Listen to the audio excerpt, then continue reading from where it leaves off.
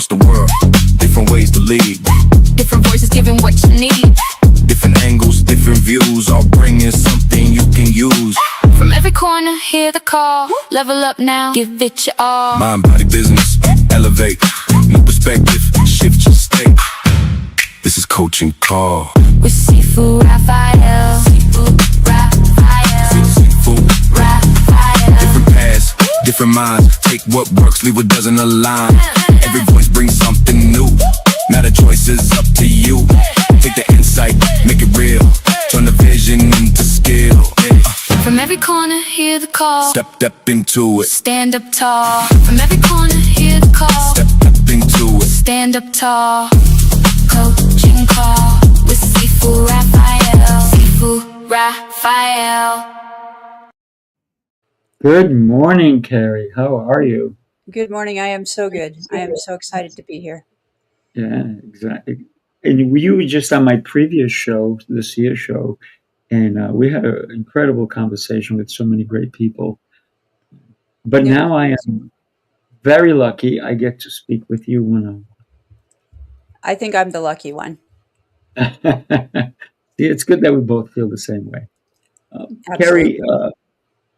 the reason I love doing this show is because I get to know you. And the best way for me to get to know you is to find out about your childhood. So, where were you born? And who would you say influenced you even before the age of 10? I was born in Warner Robins, Georgia. My dad was in the Air Force. My mother is still one of my heroes to this day. Um, I want to be just like her when I grow up. That's So, awesome. probably my mom, and also my dad's mom, my grandmother, was Mm, a huge influence in my life. Not only to the age of 10, but past that, the lessons that she passed on before she passed were amazing. incredible. Isn't it something where somebody continues to share their knowledge with you and it just impacts you so much? Absolutely, Mm, absolutely. Her words and the interactions that I had with her, those are just things that have stayed with me. mm, beautiful. So you talked about your grandma, Hmm. how impactful she was to you. When you consider everyone throughout your whole life, she comes to mind. Hmm. Would you say she was your biggest impact overall? It's probably a toss up between her and my mom. I was very fortunate to have a mother who was a single parent, worked very hard for us, and always wanted the best, but brought us up well, and that was her goal, was to bring us up well. And like I said, she's still my hero today. She's one of the coolest older people you would ever meet. Very cool. So, talk to me about growing up, your friends, school, all of that stuff. Where did you um, see yourself going even at that young age? Of Oh say my even gosh. 10, 12, 15. I'm bringing you back. Yeah. Yeah. I was a happy child, and I've had that conversation with my mom, and she said I was a happy child. She said I just kind of floated through life, and life didn't bother me too much. I Mm, made friends easily, and I liked people, and I still like people. Um, as far as what I thought my life was going to look like and who I thought I was going to be, I always thought I was going to be a nurse or write a book. mm, And I actually attempted nursing school 3 times. And I it I'm not a science minded person, and I couldn't get past the biology and the chemistry, and so I ended up going to school for human resources. But I also thought I would write a book, and that is something that I've put on hold for a long, long time. I've just been a co-author and done a contributing chapter in my first anthology, and I have an editor now, and so we are working on the plan for the book. So So, the nurse thing didn't come about, but it looks like the book thing is going to happen all these years later. Who knew? Well, think about. I think that the best books I've ever read is when it's based on somebody who maybe didn't fully jump on it right away, but had to think about it. And Hmm. it's about their life story or a story that they have in their head, but it's always based on stories. And because people want to read a story that makes them feel something. That's how I see it, right? That's why I love reading. I'm an avid reader. I read all the time. And for me, books are a great way to either learn or get away. Yeah, absolutely. Absolutely. What are you reading right now, Sifu? I am reading, I've read so many books, but this one, Mountains Within. Okay. And this Jack Gropel, so I'm very fortunate. I get books signed by the authors. Nice. A lot of my books, I have a wood shop also, and I had to build specific, like 3 6 foot high shelves just for the books from all the authors, because I also have a show called Author's Tales, and they send me books so I can read them, and then I have them on the shows. So when you're ready, I'd love to read your book. But besides that, the reason I love reading is because it gives me insight into another human being, Okay. their thoughts, their ideas, their concepts. And even if it's a story, I like to read, not necessarily, I read a lot of nonfiction, but once in a while I'll read fiction because sometimes it's okay to get away, right? Hmm. And I think the variety is what really helps us just to be a better human being. Absolutely. Absolutely. I read both. There you go. There you go. So, Kerry, talk to me about elementary school, high school, and you said that you liked people and you still do, and that was pretty funny in a way because people will have a way of souring us sometimes Hmm. because of their actions. But the fact that you said you still love people, I'm very much the same, right? Because we have seen the evolution of how people treat us, right?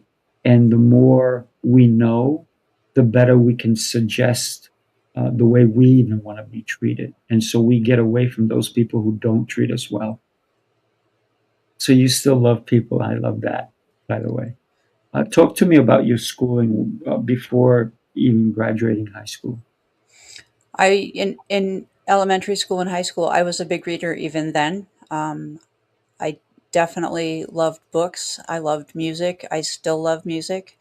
And it's funny you mentioned that about people souring us. And that certainly can happen. But I've come to a point in my life now where I realize there are only wins and lessons. And so if I run across someone like that, I just have to consider that the lesson. Uh-huh. Um, in high school, I played volleyball for a brief period of time. I was not an athletic kid. I had a period as a young adult when I was very athletic, but I was not an athletic kid in high school. But my mom felt it was really important that we be well rounded. We did a lot of things like theater and going to shows and learning to appreciate culture. That was all very important. And those are still things that I value today. I got my first job when I was 15 as a certified nurse's aide in a nursing home here in Colorado, actually. Mhm. And that kind of started my journey for helping people. And it's funny how things come full circle because I didn't become a nurse. I got into human resources and now I've gone a different direction, but it's a different direction that is still helping people. And one thing that I do want to mention is I do love people, but I'm also an introvert. So Mhm. if you can put those two things together. Absolutely. And I think that there's nothing wrong with being an introvert because I believe we need to be able to, in my opinion, be alone with ourselves. Hmm. So many people are afraid, and this is why they're constantly doing this, doing this, and then they always need people around them Hmm. because they're afraid of their own shadow, if you will. And as much as an extrovert as I am, I'm also an introvert. So I play both roles because I love my alone time. Um, So that's an important aspect. And thank you for sharing that because it is about being with oneself that allows us to love people even more, right? It's important that we like our own company. And I think one of our most valuable resources is our energy. So we have to monitor that and protect that, particularly as someone who has gone through cancer, that changes your energy levels. And so it's very important to guard and protect my energy so that I have enough to give. You can't give to someone else if your cup is not full to overflowing. And so you have to fill your own cup first. It's like the oxygen mask thing on the plane where they tell you you have to put your oxygen mask on first. It's pretty much the same thing. So you have to protect your energy. You have to fill your own cup. You have to fill your own self so that you can go out and serve other people. Right. Absolutely. It's very interesting that you brought up the oxygen mask because I flew to be in Virginia Beach. And a lot of times, if we've flown a lot, we don't even listen to those messages. We put our headphones and da, da, da. But because I was in the window seat that was going to open in case of an emergency, I said, you know what? I am now responsible, not just for me, but for other people. So I Absolutely. took the pamphlet, I read it through, and I read it twice. In case of an emergency, I would at least be well versed. I also read the part of the person in front of me in case they couldn't handle it. I would take care of my part and then go around to the other seat and take care of their part. So I took the responsibility of saying, if I'm going to sit here, it's not just for me, it's for everyone else, right? So it's interesting when we think about taking care of us first, because we can't help anybody if we don't take care of us. Hmm. And you talked about being a cancer survivor, and we're going to get into that a little while later.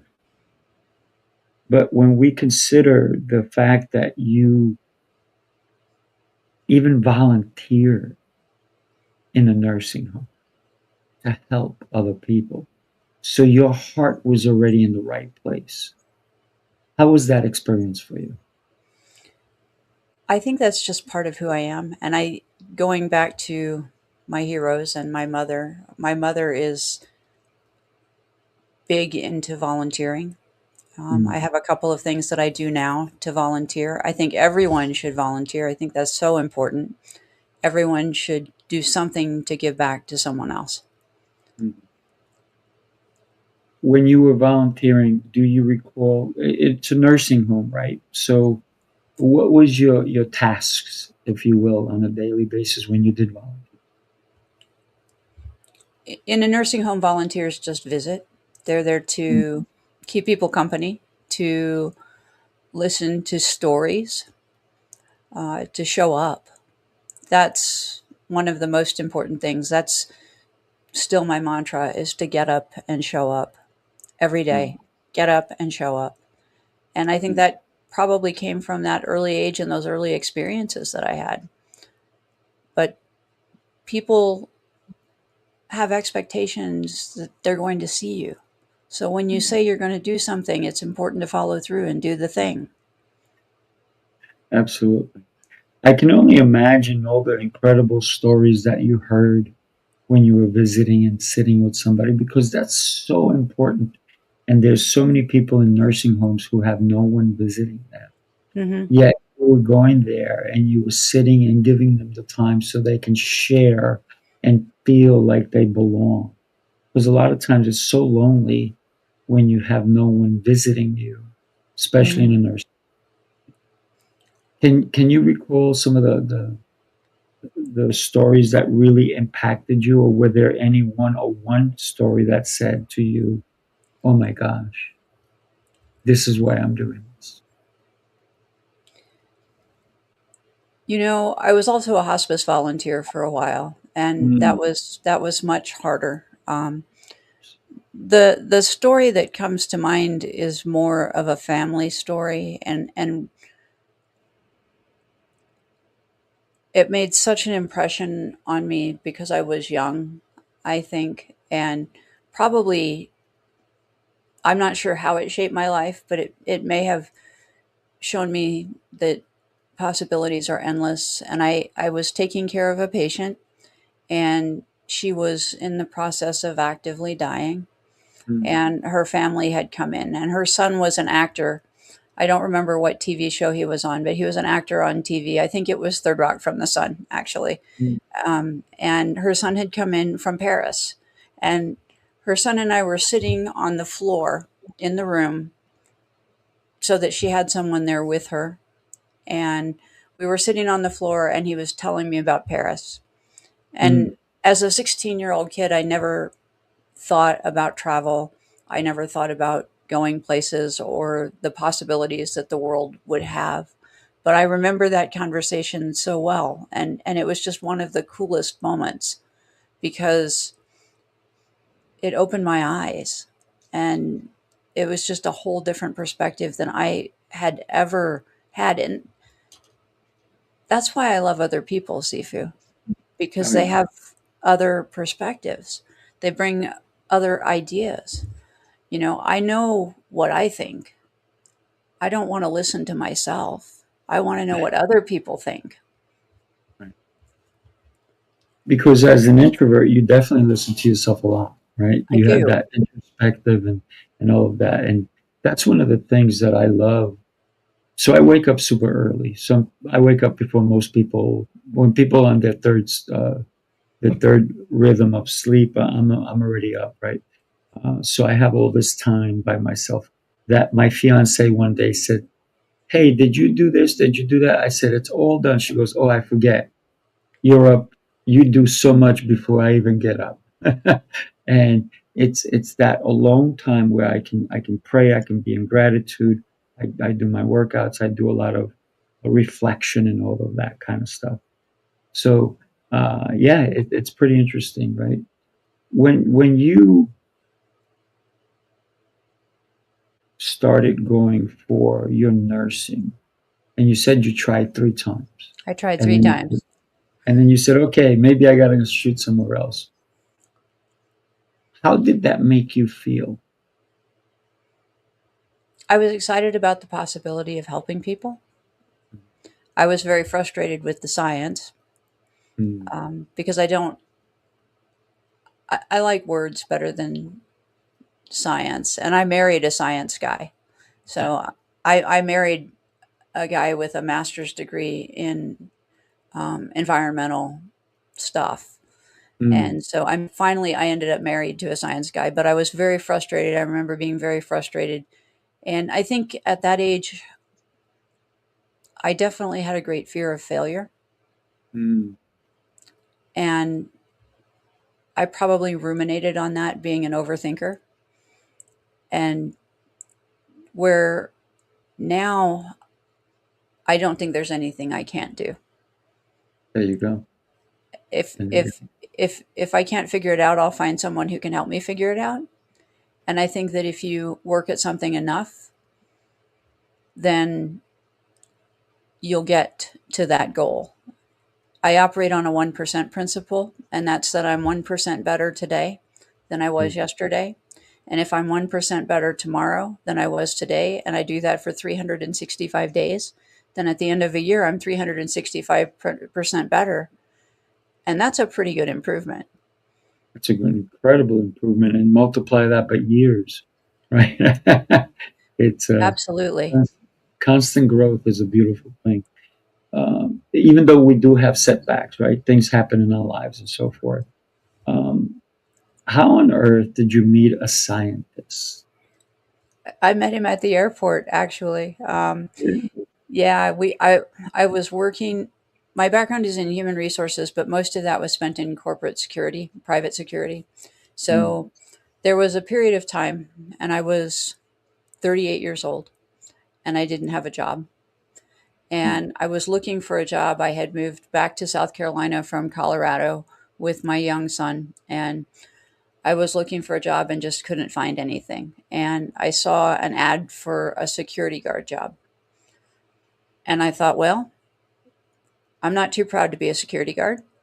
Mm. And so I applied for the job. They called me, I think, the same day. They said, "Can you start tomorrow?" So at 38 years old, I started as a mall cop. I had one of those big hats with the big silver Mhm. badge on the front. I was working night shift picking up trash and got into private security that way. I worked my way up in every position that I was in to account manager, director of public safety, Mm. and then moved into HR.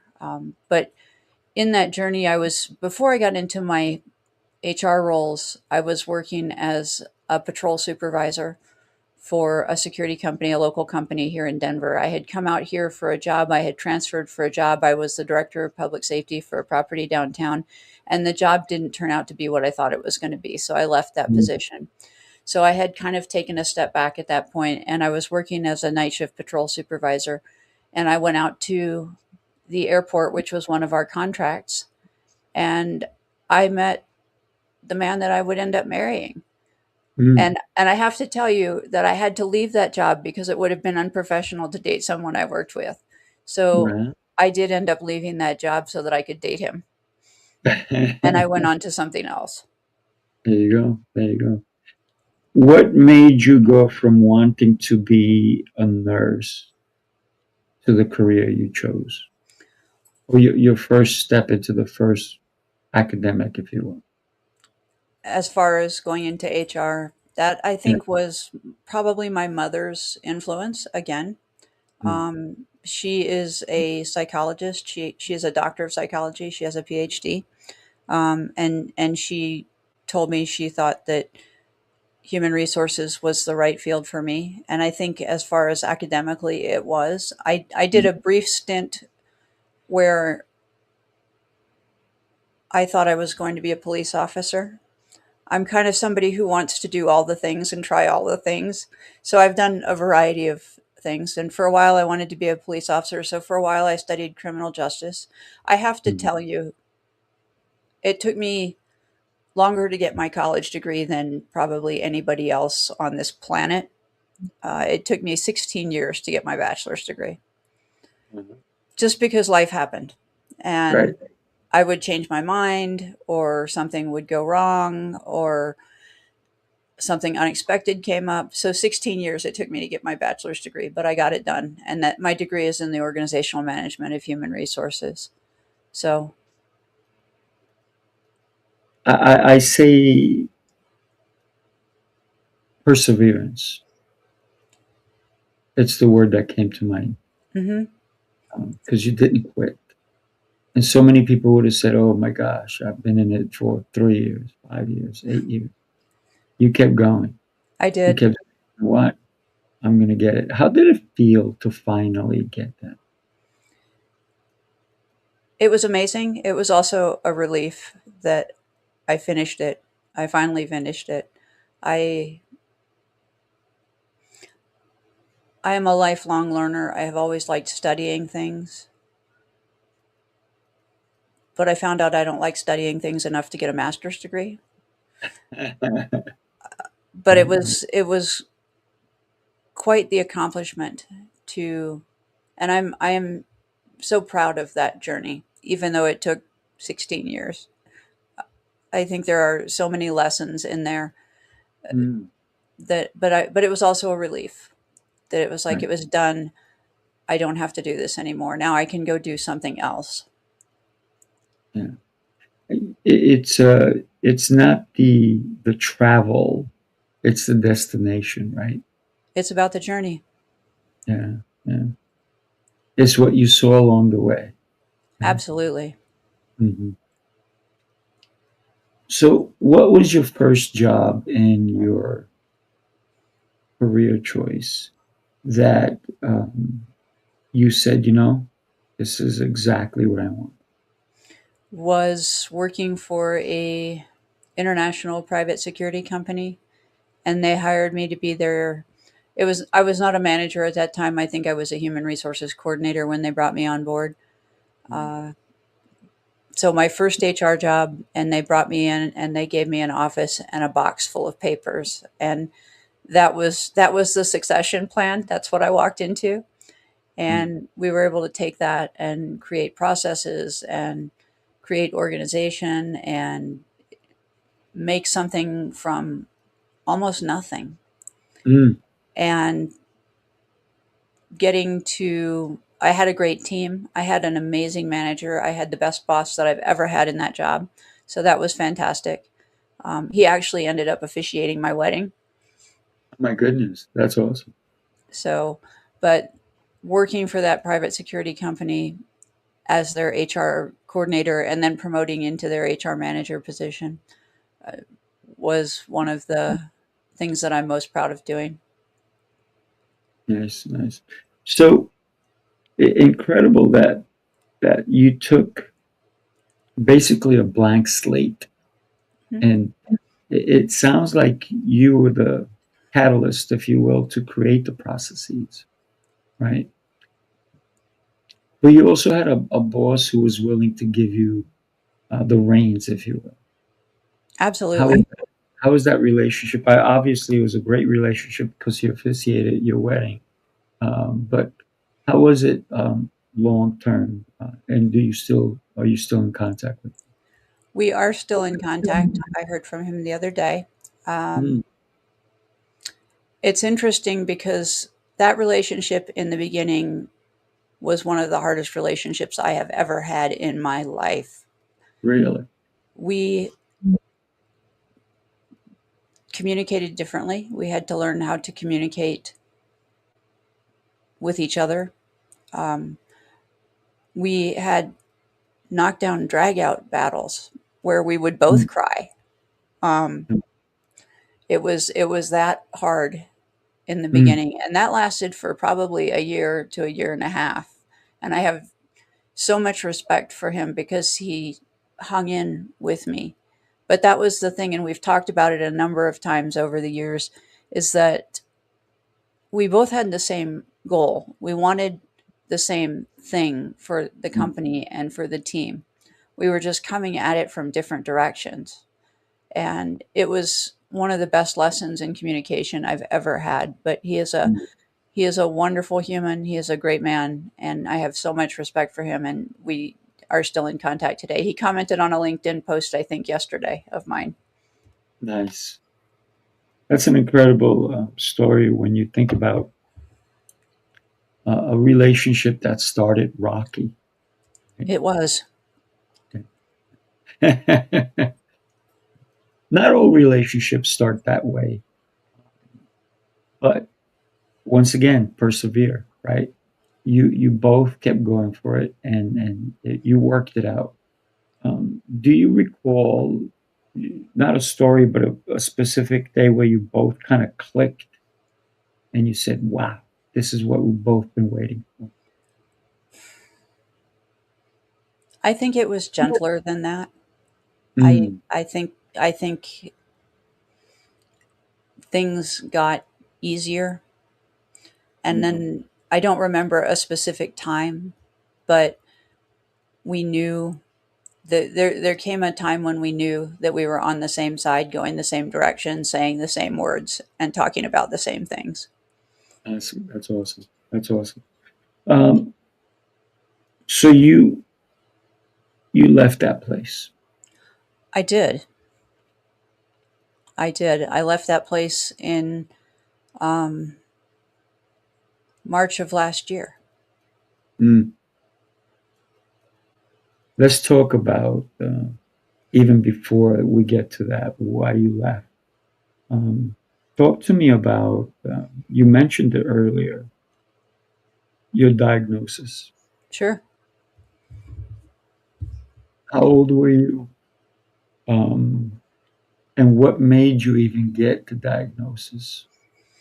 So I was diagnosed in May of last year, so May of 2025. I was 55 years old, Mm. and it was an accidental diagnosis. So in March, right after I had left that job that we were just talking about, I had been at my new job for about 4 weeks. I got up in the middle of the night and passed out and fell and hit my head. Oh my. And we don't know why that happened. We still don't know why that happened, but we definitely wound up in the emergency room. And while we were in the emergency room, the ER doc came into the room and said, "We have to do more scans. We found a large mass on your pancreas, and we're very concerned." Mm. So they did 6 different scans that night, and that was the message, was a large mass on your pancreas, and we're very concerned. And of course, my husband and I were Googling and thought, oh my gosh, I have pancreatic cancer, and the prognosis for pancreatic cancer is rough. And so it was a really terrifying moment. And they sent us home with a referral to oncology and a referral to gastroenterology, and we didn't know what was coming next. Mm. Me being me, so the first miracle, Sifu, was that I fell and hit my head for no reason. I mean, Agreed. Agreed. that was the first miracle. The second miracle was, as we were walking out of the emergency room that night, I said to the nurse who had been taking care of me, I said, I got to tell you, this isn't going to work for me right now. I can't do this. I'll do it later, but I can't do it right now. I said, because I don't have insurance. As of next week, I won't have insurance. I said, so just no. And she looked at Mm. me and she said, you have to get Cobra insurance.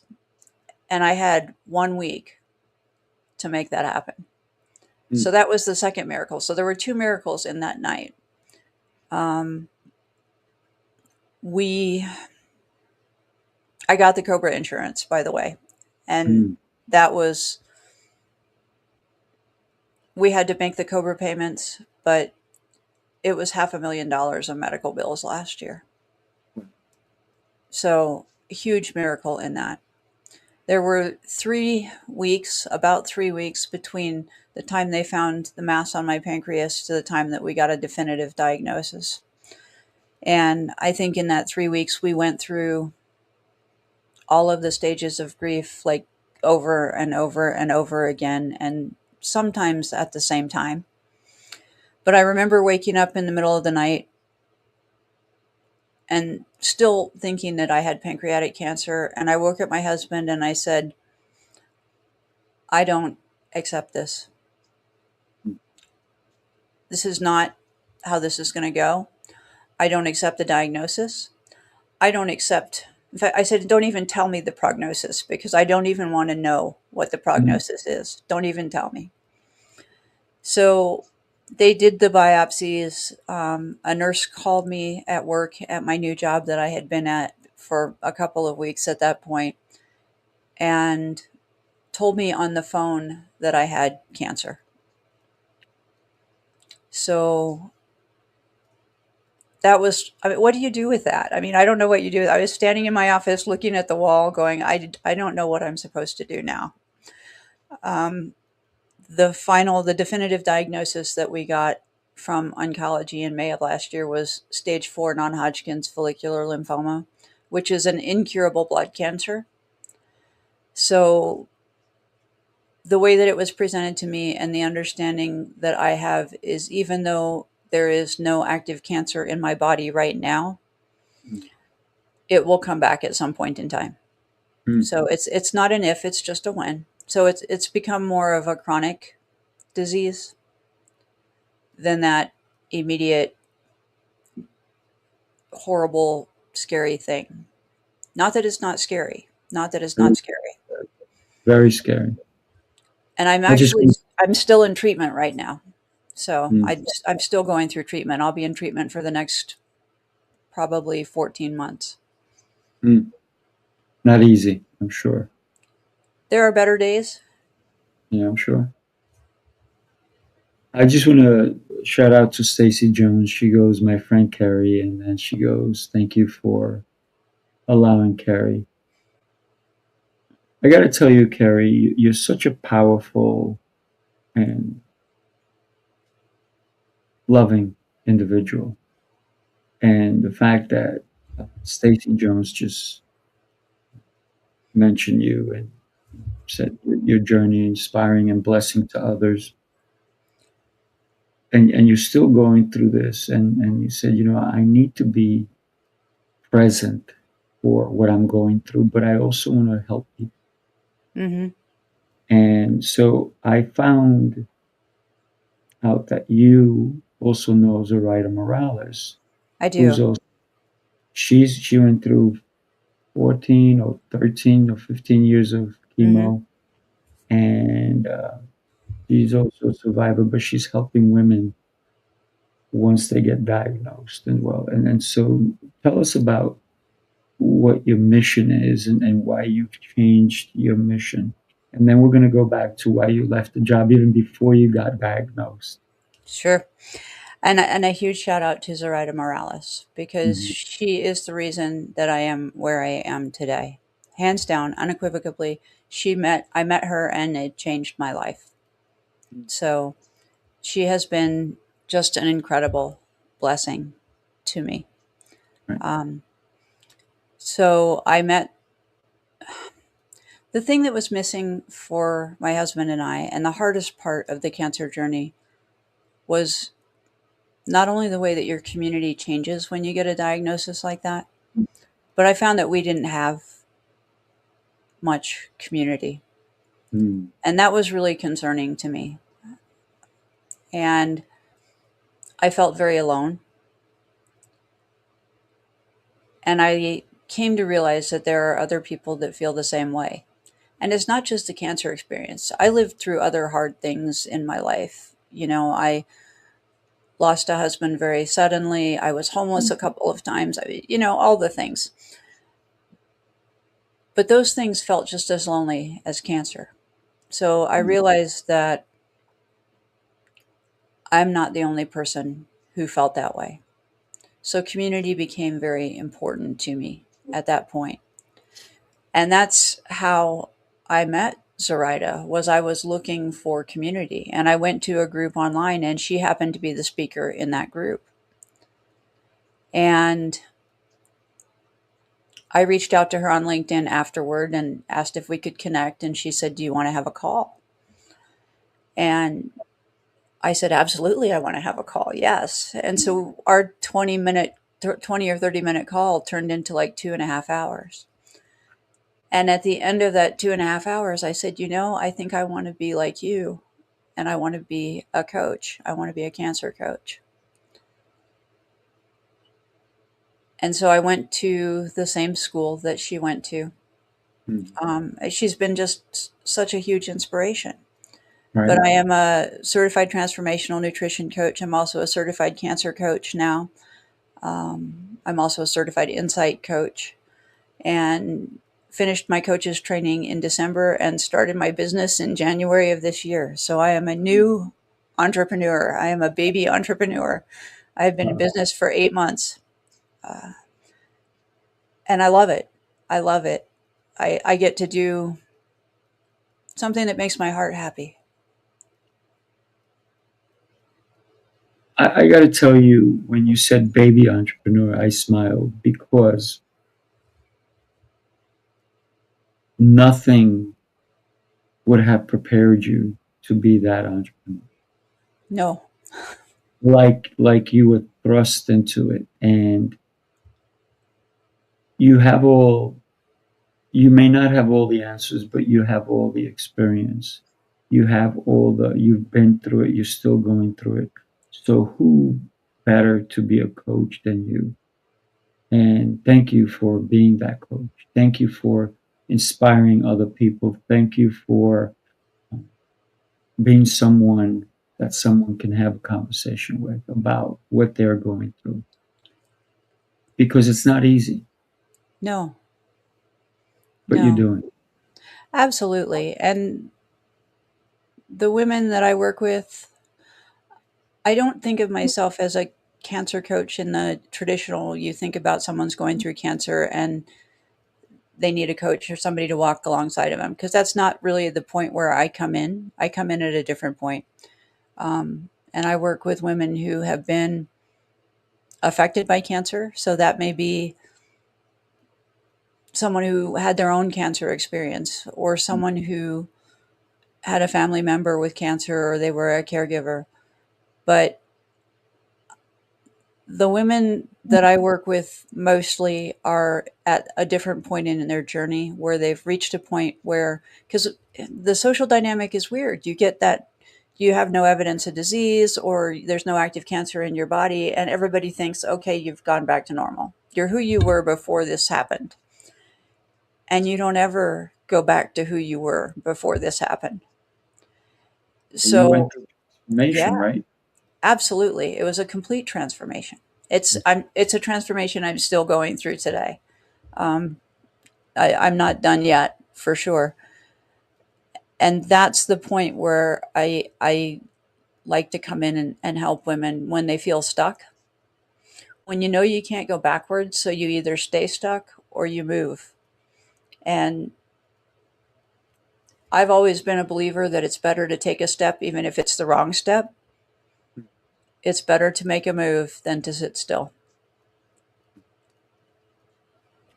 It's interesting. I had a conversation in the car with my fiance, and I said, even when you're sitting still, you're moving. Hmm. She's like, what do you mean? I said, well, the earth is moving and we're on it. So we're constantly on the move. But the problem is people think that they're actually moving when they're not. It Right. takes actions on our part to move, right? Absolutely. Absolutely. I would never say that cancer was a gift, but I would say, I have said, and I will continue to say, that the experience of cancer is the greatest gift I've ever received, because it interrupted me before I disappeared completely from my own life. Mm. And I think that's so important. Before my diagnosis, I was someone who worked all the time. That's where I found my value. That's where I got my self worth. And I thought I was in a job where I was making a huge difference. I thought that it mattered if I showed up. And I thought that when I left the company, everything would fall apart. Wow. And remarkably, it didn't. Not a bit. They didn't miss a step. They didn't miss a step. And that's okay. That was a hard lesson.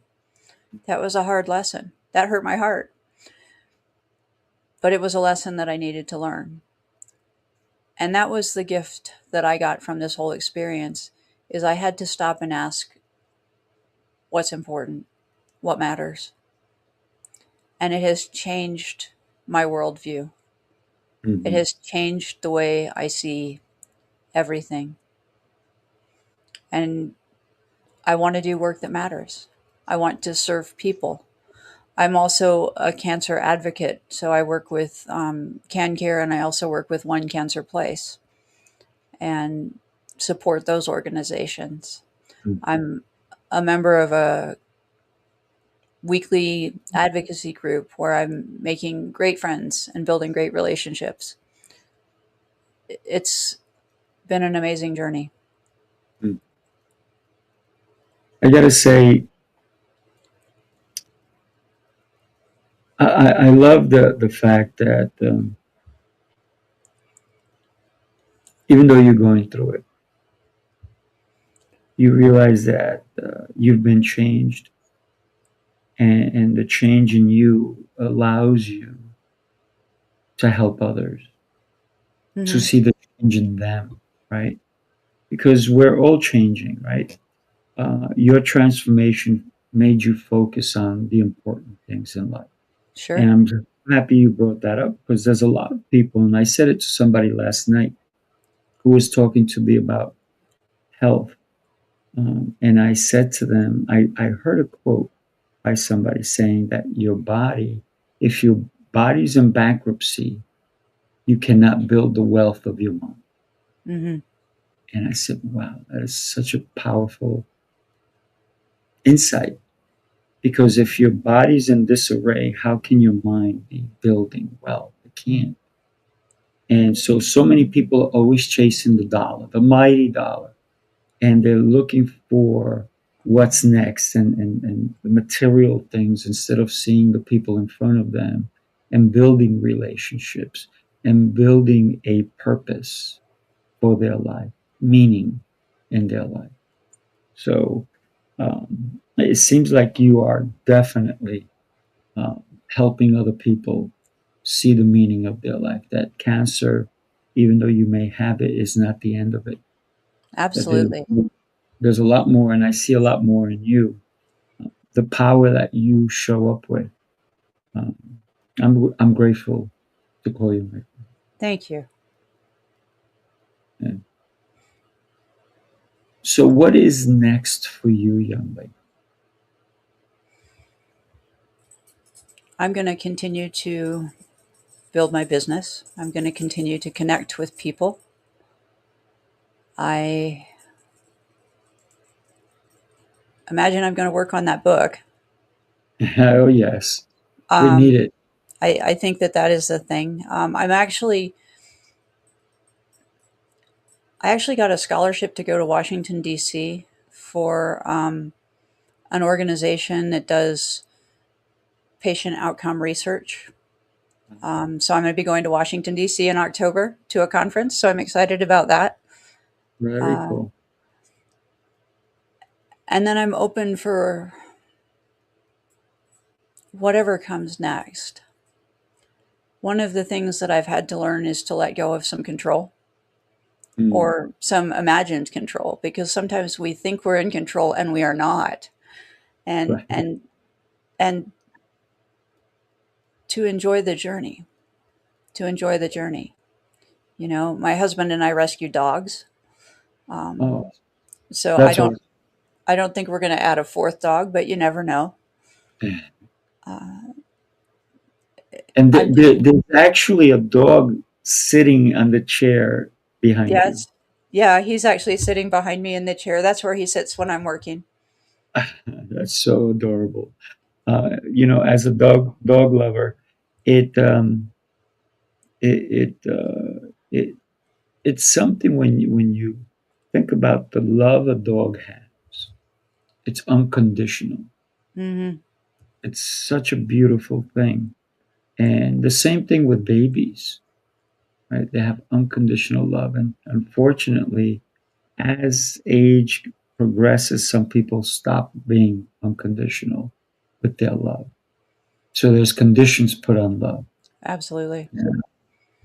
So I'm so happy that you found unconditional love yourself I am because too. you show it, right? And the way you treat people, the way I saw you treat people, the way people listen. Carrie said, "Thanks for sharing, Carrie." And think about these two people that know your heart, Mm. and so many people don't get to see a person or a person's heart, but I see your heart and they see your heart. How does that make you feel? Seen. It's very important to be seen. So Mm, I am. I consider myself an intuitive heart connector. mm, That's how I think about myself. So it's quite an honor to be seen. mm, Quite a blessing to be seen. I have always said I am one of the luckiest people I have ever met, and I believe that 100%. mm. You know, I know I know that the right people come into our journeys. Sure. And I'm so grateful that I met you. I'm so grateful for so many of the people that I have met lately because I'm building that community and it's Mm. amazing and it's wonderful. And now I can help other people do the same thing. If somebody said, Keri, just like you said to Zoraida, I want to be just like you. I want to be able to help others because I've gone through what you've been through. Obviously, there's all different kinds of cancer. Are you willing to help that person? Absolutely. Hmm. In any way that I can. In any way that I can. I have met some wonderful coaches lately that have just poured into me and helped me be so much more. I mean, I am so incredibly grateful Hmm. for I love collaboration. I I if we're not building other people up, especially as women, if we're not building other women up and seeing each other, then we're not doing it right. So I hope there's a day that someone does come and say that, and I can be a part of that journey, because Hmm. what an amazing experience that would be. Hmm. Yeah. And when you think about your life,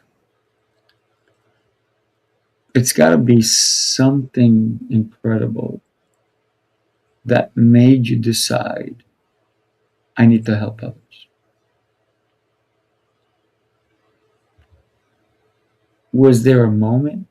Was it speaking just to Zoraida or hearing her speak? Something she said touched my heart. Something she said touched my heart. And, I had tossed around the idea of being a coach or doing some kind of something like that before. But up until I met her, I didn't see the possibilities. I was so stuck in I'm going to go to work and this is what I'm going to do. But I had ended up leaving the job I was at, and I had no plan. And I truly believe that things happen the way that they're supposed to. Uh, that we experience the things that we're supposed to, and it was a divine appointment, is what it was. Love it. Love it. So let's go back to why you left your job even before you were diagnosed. Well, I left the job that I had been at with that wonderful boss after 5.5 years. And we had had a management change, so he was not there anymore. Mm. And they had brought in a new general manager, and then they had changed our regions. And so a lot of things had changed. And I felt like the values of the branch had changed. There wasn't anything wrong with any of those people. In fact, the new general manager and I are still friends, and we had lunch the other day. Oh, So, so we're still in contact as well. But it didn't align with who I was anymore, and I wasn't the mm, right fit for the role anymore. So I had accepted a job as a human resources manager working for a local nonprofit here in Denver, and that was a very difficult position. It was not what I expected. Um, mm, and as I was going through chemo and I was sick and I was trying to work, I realized that it wasn't in my best interest or the best interest of the company for me to continue, mm. because I needed to focus on my health at that point. And health had suddenly become much more important than it was the year before, right? And so I ended up leaving that job in July of last year with no idea of what was coming next, no plan whatsoever. It's one of the scariest things I've ever done, because I'm work has sure. always been my refuge. That's always been my go back to. Mm. And it was gone. But Best thing I ever did. that was your choice to step away. It absolutely was my choice. Yes. Incredible. let me share something that's happening this Friday with you and everybody else. Take a look. Let's get after this. Hey, hey. Leadership isn't a title. Hey, pressure makes leaders. Unified leadership. Unified leadership. Pressure makes leaders, fire reveals truth. Forged in the struggle, built to break through. Unified leadership, we stand when it's hard. Different voices, one vision, together we spar. Built through connection, stronger as one. Changing tomorrow by what we've begun. Unified leadership. Feel the fire ignite. When leaders unite, the future burns bright. Sifu Rafael with the vision and voice. Built through discipline, pressure and choice. Coach T.O. Clay, battle tested and tried, turning trials into purpose, helping leaders rise. Pressure Doesn't break you, it reveals you. you are the steel. Pressure makes leader, leader, leader, leader, leader, leader. Unified leadership. Raise the bar. Raise the bar. Unified leadership.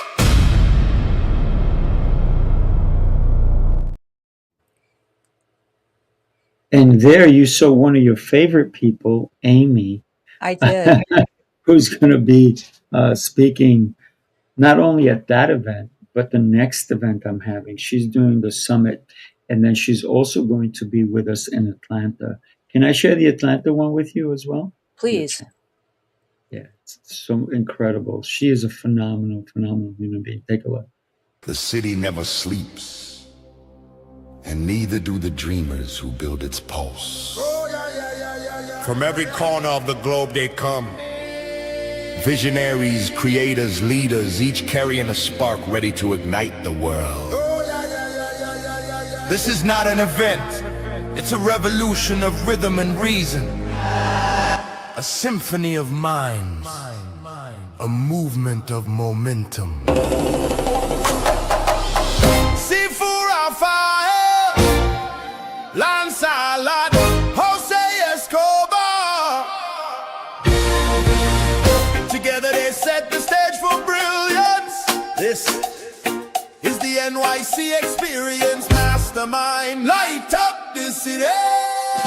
They coming from the east, coming from the west. Knowledge on deck, put the truth to the test. Leaders in motion, hearts in sync, dropping wisdom so deep it'll make you think. They bring stories, sweat and flame, different faces, one shared name. Elevation, that's the sound. NYC experience, mastermind, where purpose is found. Another fun event. Another fun event.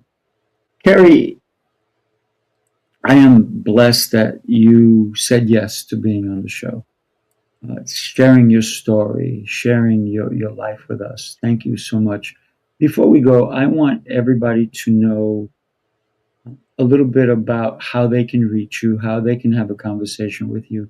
So what I'm going to do is I'm going to put your link across the bottom, verbally say your link, so because this also will be an audio.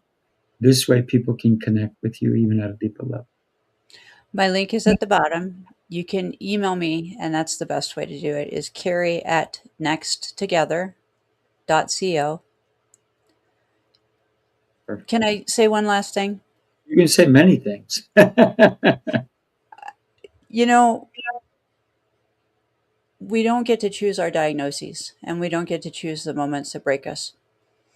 But we do get to choose what comes next. So I would challenge anybody out there to think about your life. Hmm. If there's something that doesn't fit, that's okay. You don't have to know what comes next. You only have to be willing to take the next step.